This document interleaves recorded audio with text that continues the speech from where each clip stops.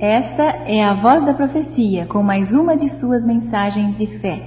Ao microfone, para proferir sua palestra, Roberto Rabelo. Louisa Dubé, de Anchorage, no Alasca, estava enferma de cama. O seu estado era tal que ela dependia inteiramente de amigos para o seu provimento de comida e lenha. Um dia os amigos não vieram vê-la e a temperatura caiu para 35 graus negativos. Sem lenha para aquecer o cômodo em que vivia, e com um inverno assim rigoroso, ela clamou a Deus por socorro. Após a prece, a porta se abriu e um moço alto entrou no quarto com uma braçada de lenha. O moço acendeu o fogo e pôs sobre ele uma panela com água. Em seguida saiu para logo após voltar com mais lenha. Seria ele um anjo de Deus? A senhora nunca antes vira o moço. Temeu, porém, perguntar-lhe em voz audível quem ele era, mas fez a pergunta mentalmente. Perguntou se ele era um anjo. Súbito o estranho se voltou para ela e, esboçando um sorriso, disse sim com um aceno da cabeça. A senhora Dubé relatou a uma amiga, mais tarde, o rosto dele era tão nobre que eu estava certa de uma coisa: o moço não era deste mundo. Ele olhou para mim, virou-se, abriu a porta e desapareceu sem dizer palavra. Um rápido exame fora da casa confirmou a impressão da senhora. Não havia pegadas na neve recém-caída, nem à direita nem à esquerda da casa, tampouco junto da pilha de lenha. Emprega Deus os anjos para ajudar os seus filhos em necessidade. Ele o faz, pois a Escritura diz: não são todos eles espíritos ministradores enviados para serviço a favor dos que hão de herdar a salvação? Hebreus 1, 14. Os anjos são uma ordem de seres superior ao homem. Como lemos em Hebreus 2, que é o homem que dele te lembres, ou o filho do homem que o visites? Fizeste-o por um pouco menor que os anjos, de glória e de honra o coroaste. Versículos 6 e 7. No serviço de Deus, cumprindo ordens do Rei do Universo, os anjos são todo-poderosos. Escreveu o salmista: bendizei ao Senhor todos os seus anjos, valorosos em poder, ou poderosos em força, que executais as suas ordens e lhe obedeceis à palavra. Salmo 103, 20. Eles se movem com a rapidez do relâmpago. Ezequiel 1, 14. Quando um anjo do Senhor entrou no horto em que Jesus foi sepultado na manhã da ressurreição, houve um grande terremoto.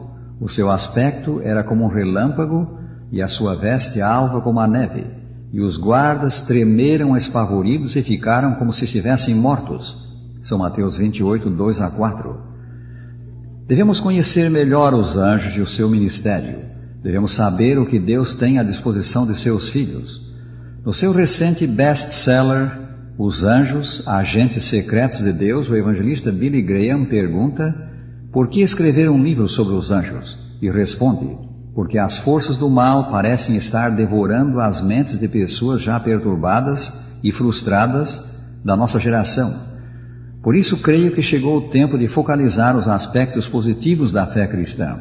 João, o apóstolo, disse: maior é aquele que está em vós do que aquele que está no mundo. 1 São João 4, versículo 4. Os anjos são nossos constantes ajudadores. Esses ministros de Deus fazem pela família humana muito mais do que supomos. Um anjo de Deus assistiu a Agar no deserto, quando Ismael, seu filho, estava para perecer de sede. Gênesis 21, 14 a 19. Por meio de um anjo, Deus proveu alimento a Elias, também no deserto, quando aquele profeta, vencido pelo desânimo, pediu a morte. 1 Reis 19, 1 a 8. Um anjo de Deus, o anjo Gabriel, instruiu e confortou o profeta Daniel, após haver este recebido uma visão do céu, cujo sentido não lhe foi logo revelado. O anjo Gabriel anunciou a Zacarias o nascimento de João Batista e à Virgem Maria o nascimento de Jesus. No serviço que prestam em prol do homem, os anjos superintendem a obra de pregação do Evangelho. Eles estão encarregados dos grandes movimentos que visam a salvação de pecadores. No interesse do Evangelho e da Igreja, os anjos controlam as circunstâncias. Numa hora de crise para o antigo povo de Deus, quando inimigos deste procuravam impedir a reconstrução do templo após o cativeiro babilônico, inclusive denunciando os judeus a Ciro, rei da Pérsia, O anjo Gabriel por 3 semanas lutou com as forças do mal que tentavam controlar aquele monarca. Pela ação do anjo, Ciro foi persuadido a manter o seu decreto que autorizava a reconstrução do templo. Persuadir é o método de Deus. Isso foi então revelado a Daniel, o profeta, que orava ao céu em favor do seu povo. Daniel 10, 12 e 13. Esse fato remove a cortina e nos permite ver a luta espiritual que se desenvolve na terra entre os anjos de Deus de um lado e Satanás e seus anjos do outro lado. O apóstolo São João fala-nos de 4 anjos comissionados para conter os ventos das comoções e guerras, a fim de que a obra do Evangelho possa ser consumada. Apocalipse 7, versículos 1 a 3. Os anjos servem também como protetores dos que amam a Deus.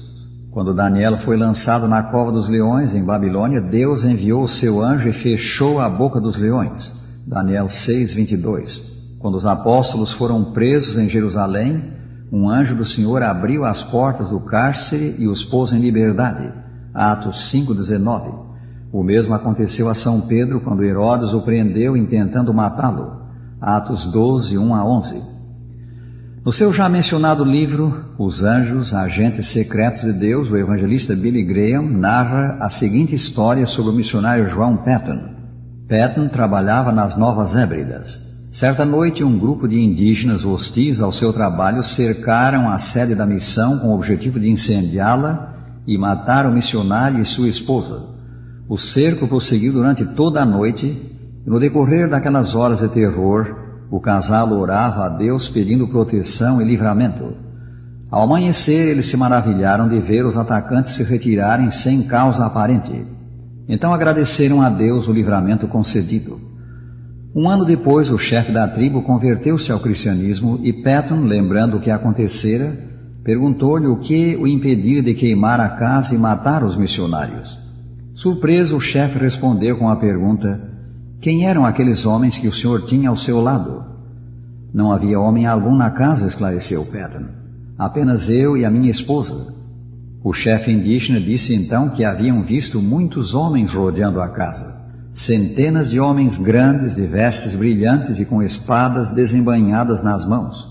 Temendo esses homens, eles não atacaram. Ouvindo isto, Patton compreendeu que Deus mandara os seus anjos para os proteger. Todos quantos servem a Deus têm o seu anjo protetor, o seu anjo da guarda. A Escritura diz: o anjo do Senhor acampa-se ao redor dos que o temem e os livra. Salmo 34, versículo 7. É a obra dos anjos estarem unidos aos que são provados, aos sofredores e aos tentados. Trabalham incansavelmente a favor daqueles por quem Cristo morreu. Devemos pedir a proteção desses representantes de Deus sobre nós e nossos filhos. Mediante sincera, fervorosa oração, devem os pais erguer uma sebe em torno de seus filhos. Devem pedir com plena fé que Deus habite com eles e que santos anjos os guardem e a seus filhos do cruel poder de Satanás. Ao voltar Jesus para receber os salvos, todos os santos anjos o acompanharão. Eles trabalharam pelos remidos. Quais soldados do divino general repeliram as hostes das trevas e sustiveram os que creram. Ser-lhes-á então dado compartilhar a alegria de Cristo de reunir e levar para o céu aqueles por quem verteu seu sangue. E ele enviará os seus anjos com grande clangor de trombeta, os quais reunirão os seus escolhidos dos 4 ventos de uma a outra extremidade dos céus. São Mateus 24, 31. Ao erguer-se da tumba naquele dia, cada filho de Deus será saudado pelo seu anjo da guarda e então conduzido ao encontro com Cristo. Que grande dia há de ser esse, amigo! Dia de encontro com os anjos, encontro com Cristo, encontro também com os nossos queridos que a morte levou. Estarás lá, Deus quer que estejas, e para isso te deu Cristo, em quem temos salvação do pecado e vida eterna. Terminamos deixando com os nossos ouvintes a segurança que nos dá o salmista, Salmo 34, versículo 7. O anjo do Senhor acampa-se ao redor dos que o temem e os livra.